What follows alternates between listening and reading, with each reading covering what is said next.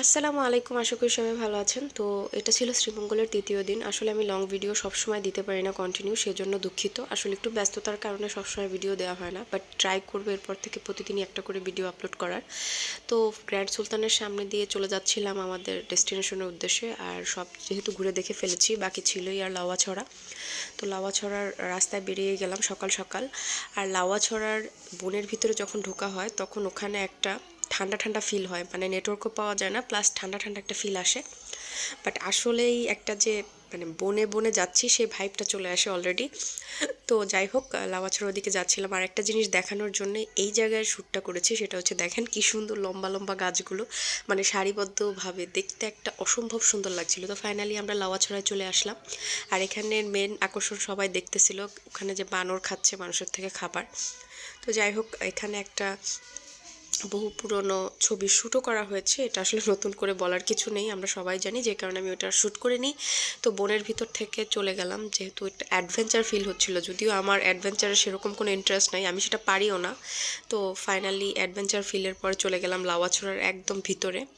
তো যাই হোক, এখান থেকে বনের ভিতরে যাচ্ছিলাম আর আস্তে আস্তে দেখছিলাম ওদের গাছ বা গ্রামীণ সব কিছুই। তারপরে ওখান থেকে একদম আরও ভিতরে এবার একদম প্ল্যান করছি যত দূর যাওয়া যায় চলে যাব। হ্যাঁ, তো বনের ভিতর দিয়ে হাঁটতে খুব ভালো লাগছিল, আবার ভয়ও করতেছিল যেহেতু এখানে অনেক ভয়ঙ্কর প্রাণী থাকে। আর এই যে একটা ঝিরি, এই ঝিরির এইদিকেও একটা রাস্তা।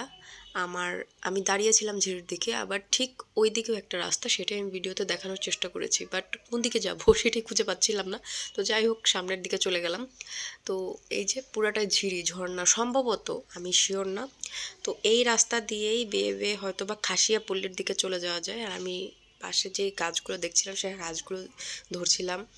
তো ফাইনালি খাসিয়া পল্লীর ভিতরে আমরা চলে গেলাম। আর এখানকার মানুষদের দেখতে পাইনি, তো তাড়াতাড়ি চলে আসছি। আর পরের দিন যেহেতু ট্রেন ছিল সকালবেলা, আমরা আমাদের রিসোর্ট থেকে বেরিয়ে পড়লাম। আর যেহেতু শীতের দিন, যেহেতু শীতের দিন ছিল, তো এখানে চারিপাশে কুয়াশা ছিল। আপনাদেরকে এই সিনারিটা দেখানোর জন্যই শ্যুটটা করা। দেখেন শীতের যে আসল সৌন্দর্য, সেটা আসলে এই সমস্ত জায়গায় গেলে উপভোগ করা যায়। আমরা যারা শহরে থাকি বা অনেক গ্রাম ছাড়া এই জিনিসটা ফিল করা যায় না। তো ট্রেনে উঠে গেলাম, আর ট্রেনে বসে ভাবছিলাম এই জায়গাটা ছেড়ে যেতে মনে হচ্ছে যে কত কষ্ট লাগছে, যেন হচ্ছে আমার নিজের কোনো আপন জায়গা।